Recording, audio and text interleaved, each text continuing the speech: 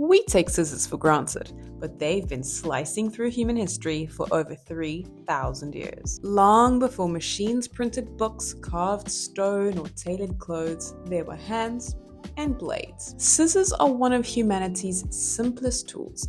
They're just two sharp edges joined by a pivot, yet they've quietly shaped everything from ancient empires to modern salons. No single person invented them.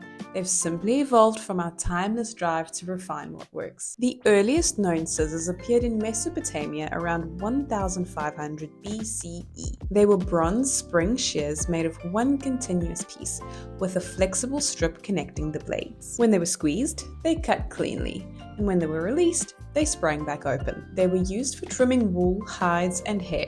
They were both simple and ingenious, and their practicality ensured that the idea spread quickly across the ancient world. Not long after, the Egyptians adopted a similar design.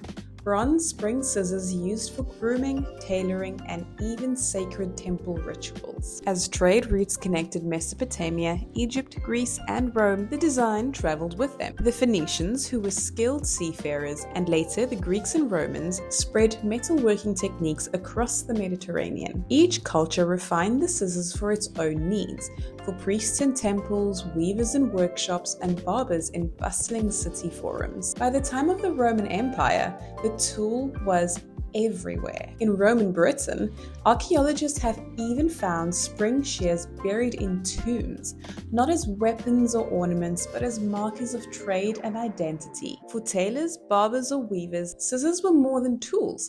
They were part of who you were, carried with you into the afterlife. Then, around the 1st or 2nd century CE, the Romans refined the design again, creating the first true pivoted scissors. Two separate blades joined by a pin or screw. The new lever action offered precision and control, turning scissors into tools for tailoring, grooming, and medicine. And despite the popular myth, Leonardo da Vinci did not invent the scissors. They'd already been around for millennia. Though, like many Renaissance engineers, he loved improving clever mechanisms that already worked beautifully. If you love discovering the hidden origins of everyday things, now would be a good time to hit the subscribe button. But I digress. Back to the scissors. By the 1600s, Sheffield in England had become famous for its steel and cutlery, producing knives, razors, and shears. Sheffield's scissor makers and cutlers guilds protected trade secrets and trained apprentices who could spend 7 years learning to perfect balance, edge, and temper. Meanwhile, Solingen, Germany earned the title City of Blades, crafting some of Europe's finest swords, knives, and scissors, an expertise that continues to this very day. By the 18th century, scissors had become both a tool and treasure, engraved, ornate, built to last. A major leap came in 1761, when Robert Hinchcliffe of Sheffield began crafting scissors from cast steel, sharper, stronger, and far more consistent than ever before. The 19th century brought the age of industry. Machines stamped uniform blades by the